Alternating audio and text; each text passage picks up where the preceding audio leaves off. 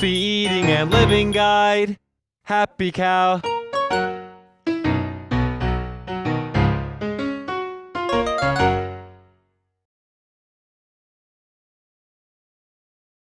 What are 5 things that vegans can do to increase or improve their health? I have a mantra, and I want people to memorize this, and I want them to write it down on a card and put it right on the refrigerator with tape or something. It is the salad is the main dish.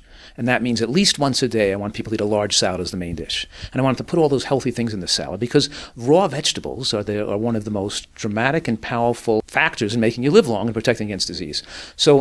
And then if you're going to eat a salad as the main dish, then they have to put a healthy salad dressing. You don't want to put 500 calories of unhealthy dressing or oil on top of 35 calories of raw vegetables, and you might as well just drink the dressing straight from the bottle. The second thing is we want people to eat nuts and seeds, at least an ounce, but maybe an ounce based on your activity level and your caloric needs between 1 and 4 ounces a day. But the point is we want people to use real food, real whole food, nuts and seeds in place of oil in their salad dressing. So that'd be whipping up maybe a little vinegar with orange and sesame seeds and raw cashews, or tomato sauce and roasted garlic and almonds and sunflower seeds and a little balsamic vinegar or fig vinegar with a fig or a raisin. In other words, we want people to make health so the dressings are healthy as well. So that's the second thing. The first thing is the salad, and the second thing is the healthy dressing made with nuts and seeds.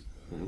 And then, of course, number 3, we want people to eat beans as a regular part of their diet. Because beans, if we rate all carbohydrate-rich food on a hierarchical scale, beans have higher nutrient levels, higher fiber, higher resistant starch. They produce better growth of bacteria in the gut.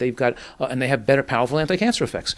And in almost every study tested in people who live long lives, bean intake is linked to life extension properties. So we joke around. We say the studies show men who eat beans twice a week have half the rate of colon cancer. Imagine if men ate beans every day, they'd have no cancer at all, but they wouldn't have any friends left, but they have no cancer. But the point is that when you eat beans regularly, they stop producing gas.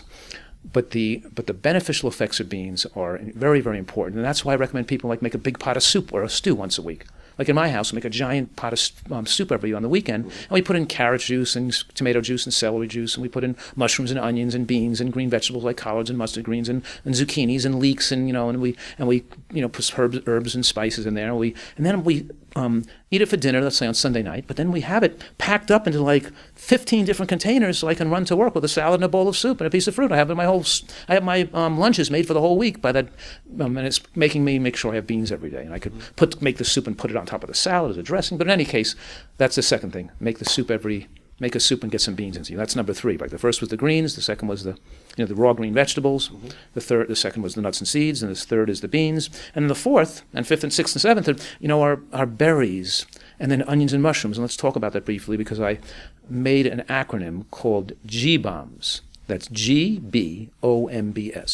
Greens, beans, onions, mushrooms, berries, and seeds. Mm-hmm. To help people remember the foods with the most powerful anti-cancer effect, and to remember that this portfolio of foods, eaten synergistically in a person's diet, has dramatic effects on protecting yourself against later life cancer. Imagine if all Americans ate G-bombs every day. It would revolutionize healthcare in America.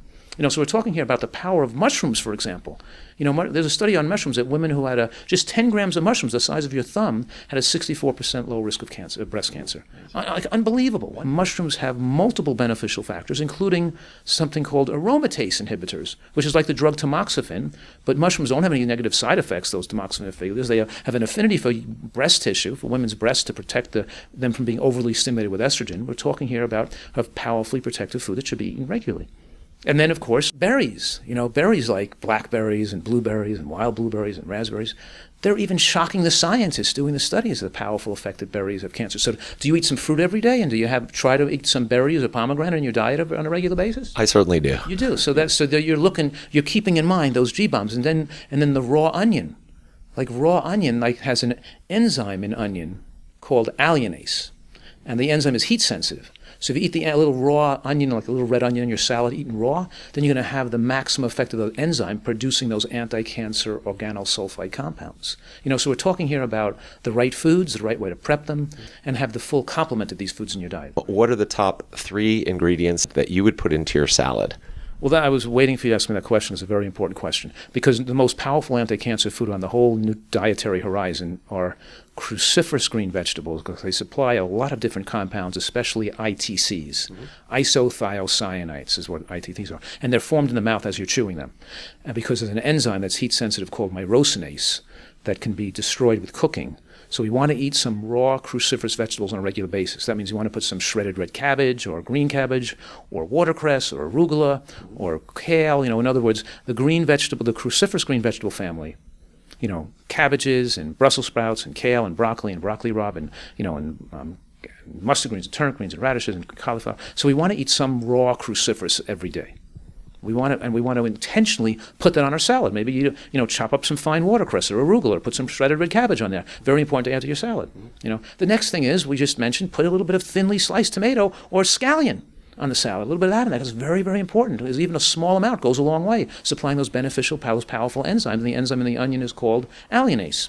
When you say scallions, what about scallion versus onions? Same thing? No, they're both in the same family, right. And they're both excellent foods, and I want people to utilize both of them if possible, but at least one or the other. There's different types of foods in that family. I'm just mentioning scallions and onions as two examples, but there are other foods like ramps and things.